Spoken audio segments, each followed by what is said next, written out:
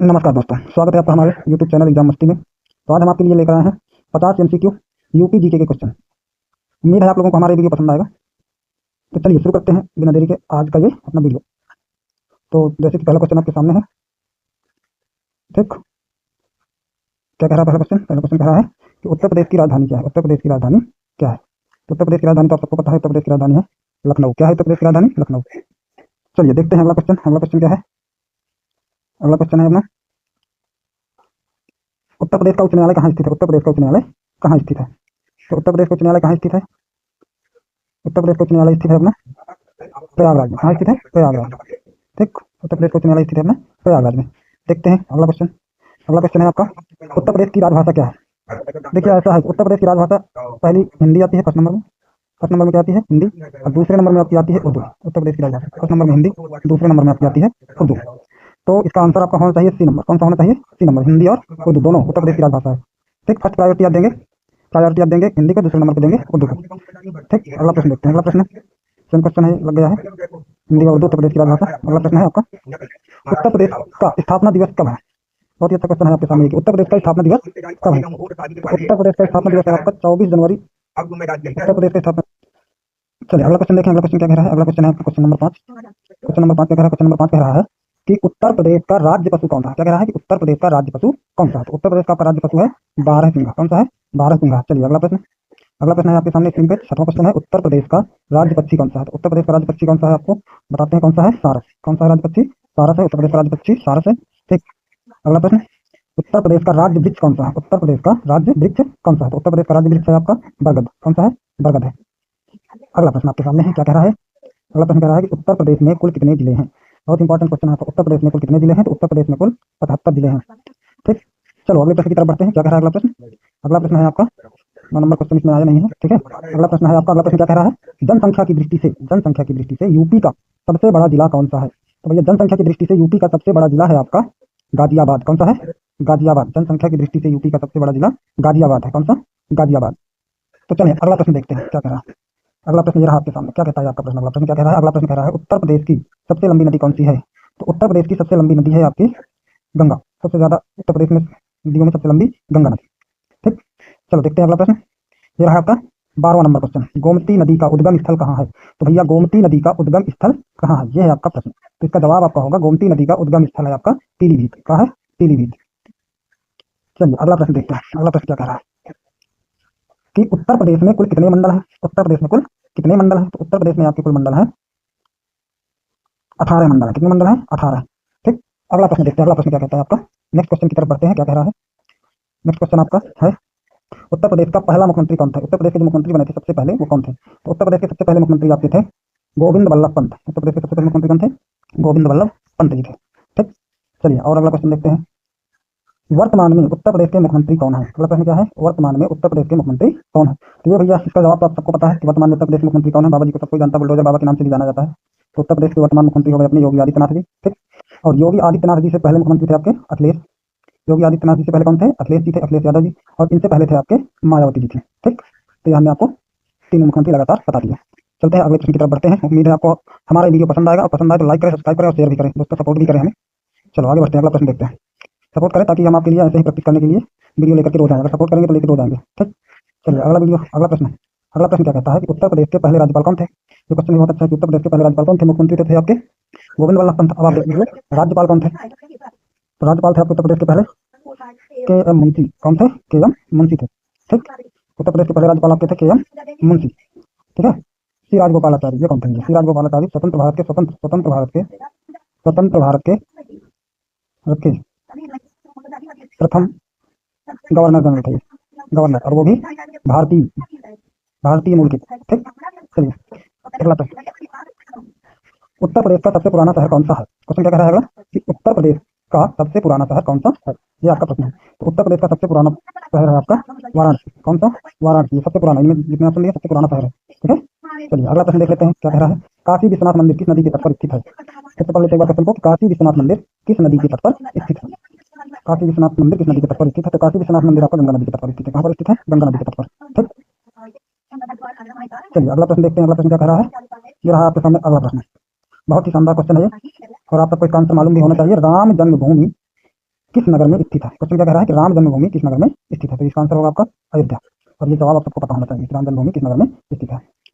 चलिए अगला प्रश्न देखते हैं। ये रहा आपके सामने 20 नंबर क्वेश्चन। क्वेश्चन क्या है, उत्तर प्रदेश का प्रसिद्ध लोक नृत्य कौन सा है। तो उत्तर प्रदेश का प्रसिद्ध लोक नृत्य कौन सा है। तो इसका आंसर होगा आपका कथक। उत्तर प्रदेश का प्रसिद्ध लोक नृत्य है कथक। कथक नहीं कह रहे हैं, हम कह रहे हैं कथक। ठीक, अगला क्वेश्चन देखते हैं। अगला क्वेश्चन है, कथक नृत्य का संबंध किस राज्य से है। तो अभी अभी आपको बताया हमने कि उत्तर प्रदेश का प्रसिद्ध लोक नृत्य कौन सा है। तो आप वहीं से इसका जवाब दे सकते हैं कि कथक नृत्य का संबंध किस राज्य से है। तो कथक नृत्य का संबंध आपका उत्तर प्रदेश से हो जाएगा।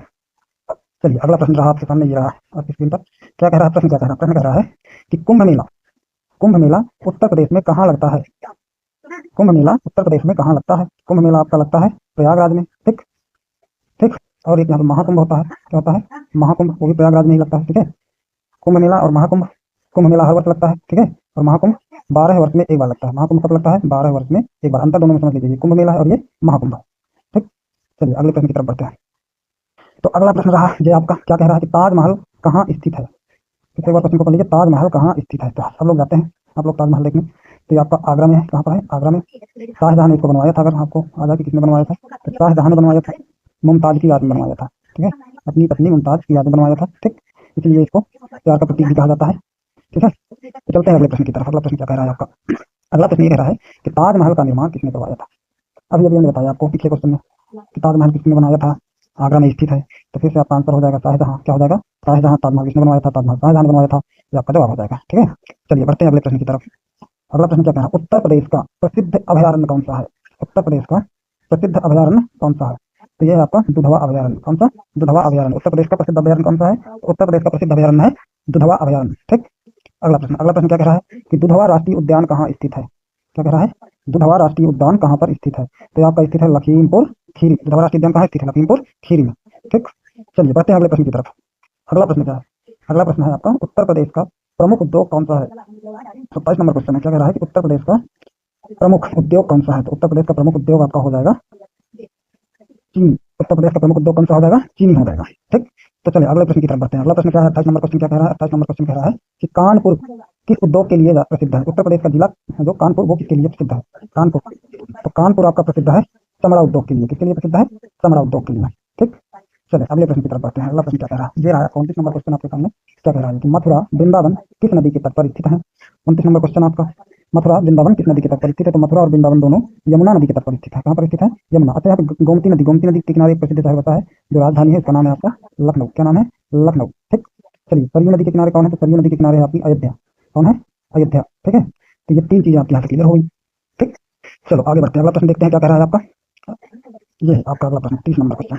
ठीक, उत्तर प्रदेश में सबसे अधिक बोली जाने वाली भाषा कौन सी है। क्वेश्चन क्या कह रहा है, उत्तर प्रदेश में सबसे अधिक बोली जाने वाली भाषा कौन सी है। तो आपका सही जवाब क्या होगा, आपका सही जवाब होगा हिंदी। ठीक है, उत्तर प्रदेश में सबसे अधिक बोली जाने वाली भाषा हिंदी है।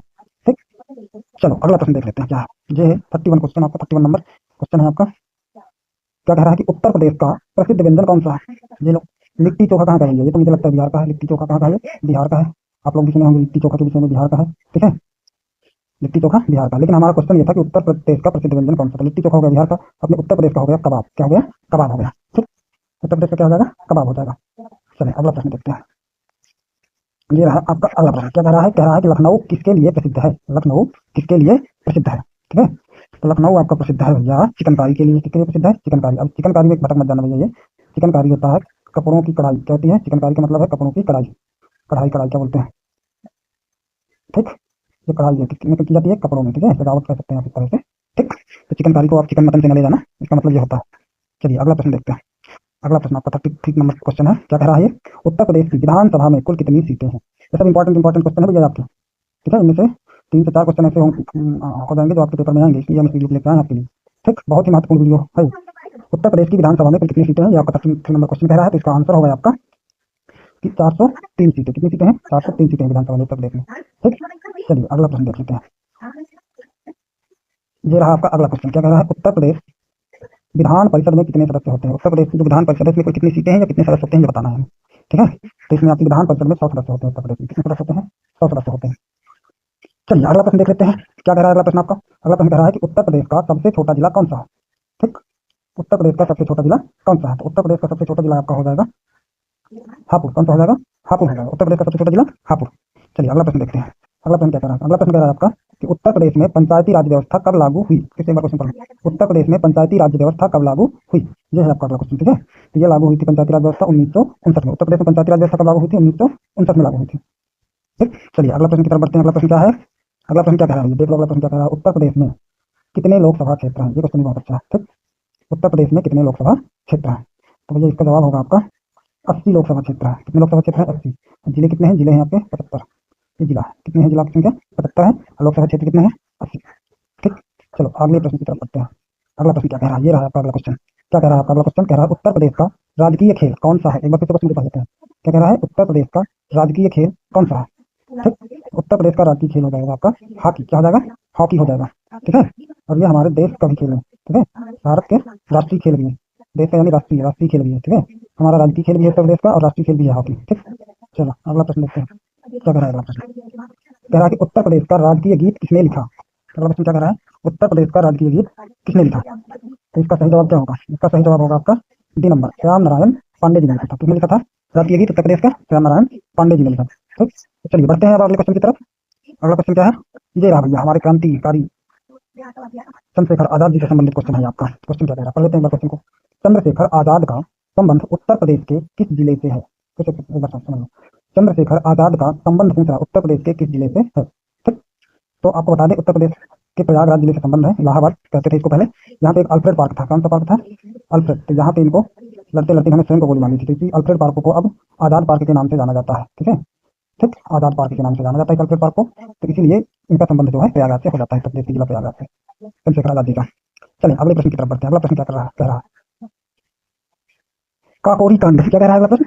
काकोरी कांड किस वर्ष हुआ? ठीक, वैसे आपको बता देते हैं कि काकोरी कांड को काकोरी जंक्शन के नाम से जाना जाता है।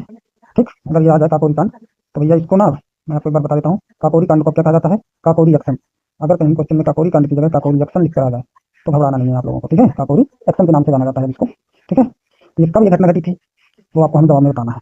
तो ये घटना घटी थी आपकी 1925 में। इसमें जो है ट्रेन को लूट लिया गया था हमारे देश के क्रांतिकारियों द्वारा। ठीक है, लूट कर लिया गया था। लूट अंग्रेजों ने इसको लूट ही कहा है, इसलिए जो पुराने इतिहासकार थे उन्होंने काकोरी कांड लिखा है। ठीक है, लेकिन अब इसको बदल करके काकोरी एक्शन कर दिया गया काकोरी कांड को, क्योंकि अच्छा नहीं लगता था ना काकोरी कांड अपने क्रांतिकारियों के द्वारा कांड कर दिया उन लोगों ने, इसलिए इसको बदल दिया गया और इसको एक्शन नाम दे दिया गया काकोरी कांड को। अच्छा नहीं लगता ना काकोरी कांड कहने में। चलिए अगला प्रश्न देख लेते हैं क्या कह रहा है अगला प्रश्न।